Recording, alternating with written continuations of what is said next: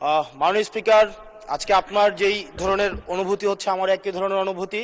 কারণ নিয়মের বেড়াজালে আপনাকে কখনো কখনো আটকে দেওয়া হয়, আবার আমাকেও কখনো কখনো আটকে দেওয়া হয়।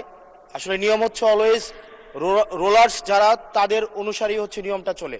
নিয়মটা যখন ইন ফেভারে থাকে তখন বলা হয় এটা নিয়ম, আবার যখন বিরুদ্ধে যায় তখন এটাকে বলা হয় কাস্টম। কোনটা সাংবিধানিক কোনটা অসাংবিধানিক এই বেড়াজালে এই সংসদ ঘুরপাক খাচ্ছে।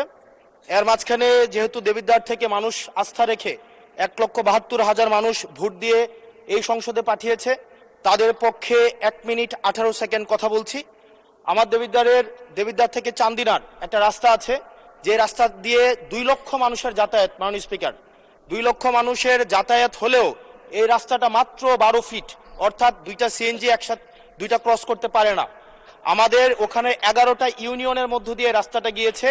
এই রাস্তাটাকে যদি আমরা প্রসারিত করতে পারি তাহলে ওই ইউনিয়নগুলোতে আমরা শিল্প এবং বিভিন্ন ধরনের আমরা হচ্ছে কোল্ড স্টোরেজ, আমরা কর্মসংস্থানের ব্যবস্থা করতে পারবো, যেহেতু ওই রাস্তাটা হচ্ছে ঢাকা চিটাগং হাইওয়ের একটা রাস্তা।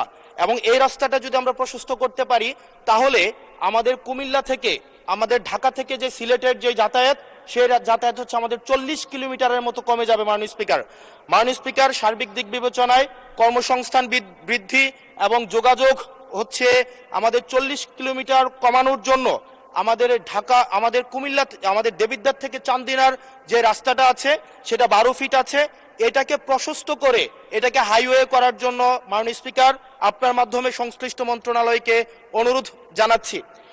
আর মাননীয় স্পিকার, আশা করি আপনার মধ্যে যে অনুভূতি হচ্ছে প্রথমবারের মতো আমাদের এই যে সাংবিধানিক এই যে একটা মারপ্যাচের মধ্যে আমাদেরকে রাখা হবে না।